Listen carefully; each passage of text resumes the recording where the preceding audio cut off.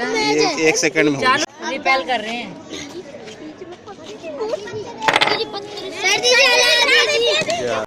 हाँ वो ये खींच लेगा ना अट्रैक्ट करने के लिए। देखो बच्चों, गाड़ी चल रही है। क्यों चल रही है?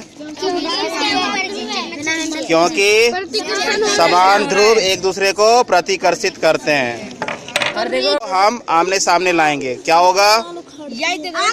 आकर्षित हो जाएंगे। देखो आकर्षित हो गए। इसमें वो है टायर ट्रैक्शनलेस अपोजिट है। समान ध्रुव एक दूसरे को हाँ।